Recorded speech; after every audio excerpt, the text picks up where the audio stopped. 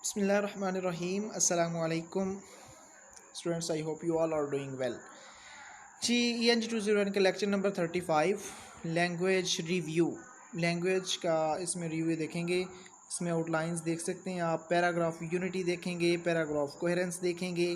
अच्छा, ये बड़ा ही इम्पोर्टेंट आपका लेक्चर है, ठीक है। ये लेक्चर आपने अच्छे अंदाज से इसको समझना है। ये कॉन्सेप्ट है, रटा लगाने वाली बात नहीं, कॉन्सेप्ट है। कॉन्सेप्ट आपके मैं इंशाल्लाह 6-7 मिनट में 8 मिनट में क्लियर कर दूंगा।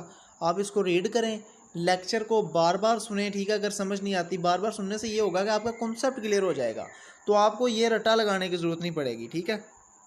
अच्छा, पैराग्राफ यूनिटी देखें जी। सबसे पहले हम पैराग्राफ यूनिटी को देखते हैं क्या होती है। अब ये जो मैंने हाईलाइट किया ये आप पढ़ सकते हैं। अब मैं इधर से नहीं पढ़ूंगा, मैं आपको बताता हूँ अपने पास से, ताकि आपको इसका कॉन्सेप्ट क्लियर हो जाए, आपको समझ आ जाए। देखें जी, पैराग्राफ यूनिटी क्या होती है। हमने एक पैराग्राफ लिखा, ठीक है। फॉर एग्ज़ाम्पल हमने एक कोई रिपोर्ट लिखी, या कोई फॉर एग्ज़ाम्पल हमने कोई ऐसे लिखा, ठीक है। ऐसे लिखा, ऐसे में हमने कोई 3 से या 4 या 2 पैराग्राफ लिखे उसमें, ठीक है। एक ऐसे लिखा, उसमें 3 पैराग्राफ लिखे। अब ऐसे हमारा है फॉर एग्ज़ाम्पल इन्फ्लेशन पे, हम इन्फ्लेशन पे ऐसे लिख रहे हैं और उसके 3 पैराग्राफ हो गए हमारे। अब इसमें पैराग्राफ यूनिटी देखें ज़रा क्या होता है। वो पैराग्राफ यूनिटी ये होता है कि जो फर्स्ट पैराग्राफ में हमने जिस टॉपिक पे बात की, सेकंड पे भी उसी टॉपिक पे बात हो, एंड थर्ड पे भी उसी टॉपिक पर बात हो। इसका मतलब ये है कि paragraph 1, paragraph number 2 and paragraph number 3, तो ये आपस में इनकी क्या है, यूनिटी है, यानी कि इनका टॉपिक एक है, यूनिटी है, ठीक है, मुत्तहिद है। तो ये होती है पैराग्राफ यूनिटी। अगर ये हो कि पहले पैराग्राफ में तो आप बात कर रहे हैं इन्फ्लेशन की, आप ऐसे लिख रहे हैं, सेकंड पैराग्राफ में आपने कोविड की बात शुरू कर दी, ठीक है, और थर्ड में आपने कोई सियासत की बात शुरू कर दी, तो ये क्या होगा, ये पैराग्राफ में यूनिटी नहीं होगी। तो वो कहता है पैराग्राफ में यूनिटी होनी चाहिए, यानी कि जो पहले पैराग्राफ में है उसी टॉपिक पर नीचे वाला पैराग्राफ भी होना चाहिए। आई होप आपको समझ आ गई होगी पैराग्राफ यूनिटी की। टॉपिक सेंटेंस क्या होता है, कहता time became a key word in the language of physics during the 17th century. अच्छा, टॉपिक सेंटेंस देखें, हमने कोई फॉर एग्ज़ाम्पल कोई भी, जैसे ऐसे का ही मैं आपको जैसे एग्ज़ाम्पल दिया ऐसे की, कि कोई ऐसे लिखना है तो एक टॉपिक सेंटेंस होता है।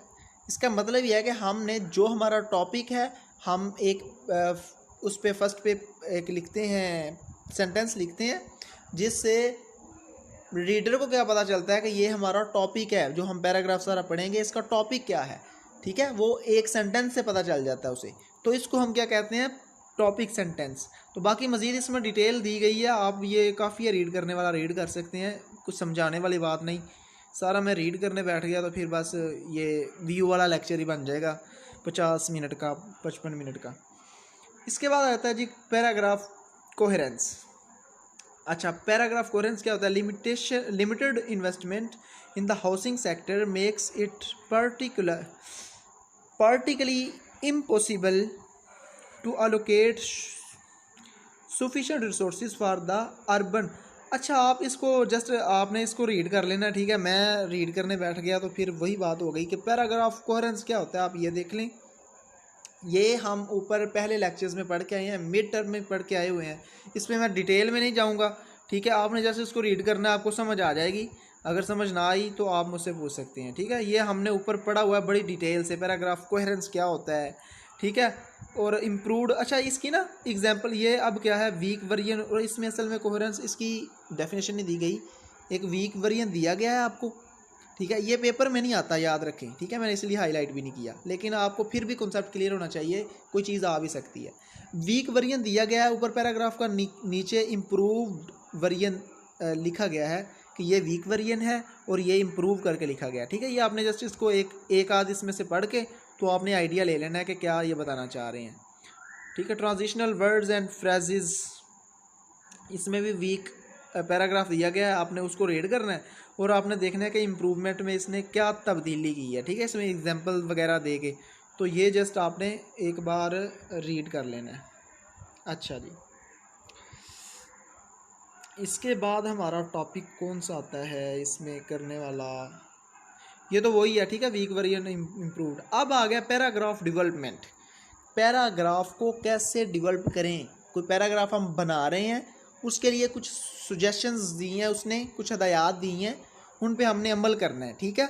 तो ये जो 2 लाइनें हैं यही उसने कहा हुआ है कि जब पैराग्राफ हम कोई लिखते हैं या बनाना है, कोई डेवलपमेंट करनी है पैराग्राफ की, तो वो कैसे करें। कुछ पॉइंट्स बताए गए हैं, ध्यान से समझें, ये इंपॉर्टेंट क्वेश्चन है, ठीक है। देखें, सबसे पहले कहता है जब आप पैराग्राफ लिख रहे हों तो आप में उसमें एग्जाम्पलीफिकेशंस करें। एग्जाम्पलीफिकेशन क्या है कि आप जो कुछ लिख रहे हैं उसकी एग्जाम्पल्स दें, एग्जाम्पल्स दे के समझाएं, ताकि जैसे कि मैं आपको पैराग्राफ, देखें कोई भी चीज़ आती है आपको साथ एग्जाम्पल देता हूँ, आपको पैराग्राफ की समझ नहीं आती, लेकिन जो एग्जाम्पल देता हूँ आपको समझ आ जाती है, ठीक है। तो इसका मतलब ये है कि एग्जाम्पलीफिकेशन ये पैराग्राफ डेवलपमेंट में बड़ा अहम किरदार अदा करती है, ठीक है। तो एग्जाम्पलीफिकेशंस यानी कि आपने एग्जाम्पल्स वगैरह अपना टॉपिक क्लियर करने के लिए एग्जाम्पल्स देनी है, ठीक हो गया। इसके बाद नीचे इसकी एग्जाम्पल दी है, ये आपने खुद ही रीड करनी है। इसके बाद नरेशंस, आपने नरेशंस का इस्तेमाल करना है पैराग्राफ में, ठीक है। अपने पैराग्राफ को कोहेरेंट बनाने के लिए, क्लियर बनाने के लिए नरेशंस का इस्तेमाल करें, ठीक है। बस यही बात याद रखनी है, बाकी आप रीड करें आपको पता चल जाएगा। जो मेन बात थी करने वाली वो मैंने बता दी। प्रोसेस क्या होता है जानने की ज़रूरत नहीं है आपको, कि अब बस आप इतना याद रखें कि प्रोसेस, क्योंकि ये पेपर में नहीं आता, पेपर में अगर आ सकता है तो पॉइंट्स आ सकते हैं, तो आपको पता होना चाहिए कि प्रोसेसेस का आप पैराग्राफ में इस्तेमाल करें, ठीक है। तो इससे क्या होगा कि पैराग्राफ जो है वो अच्छे अंदाज से रीडर जो है उसको पढ़ सकेगा। इसकी एग्जांपल दी गई है।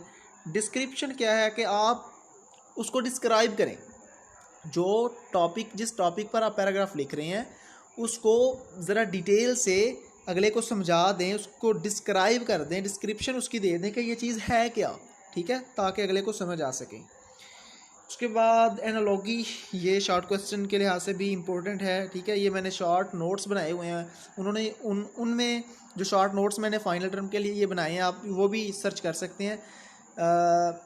Short notes for ENG 201 short notes for final term by Aamir, ये सर्च करेंगे सबसे फर्स्ट पे आपको मेरे शॉर्ट नोट्स मिल जाएंगे। तो उनमें भी मैंने शॉर्ट क्वेश्चंस जो हैं सारे इकट्ठे करके दिए हुए हैं, ठीक है। उनमें सारी जो है एग्जाम्पलीफिकेशंस। अच्छा, कहता है use analogy to explain one object or process in term of another, ठीक है। वो कहता है one object or process in terms of another, तो इसके लिए आप क्या करें, एनालॉजी को इस्तेमाल करें। अच्छा, ये क्योंकि शॉर्ट नोट्स तो आपने यकीनन करने ही हैं, तो उनमें ये छोटे छोटे जो शॉर्ट क्वेश्चंस हैं ना, ये मैंने बड़ी डिटेल से समझाए हुए हैं, या आप करें ताकि उधर से आप समझ लें, ठीक है, या आप जस्ट इसको याद कर लें, अगर समझना है तो वो आप देख सकते हैं, ताकि आपको काजेज़ एंड इफ़ेक्ट्स। अच्छा, ये 2 टॉपिक मैं ना ज़रा नेक्स्ट इंशाल्लाह, ये वाला इंपॉर्टेंट टॉपिक है, ये नेक्स्ट लेक्चर में मैं आपको समझा दूँगा इंशाल्लाह। तब तक के लिए अपना ख्याल रखिएगा। अल्लाह हाफिज़।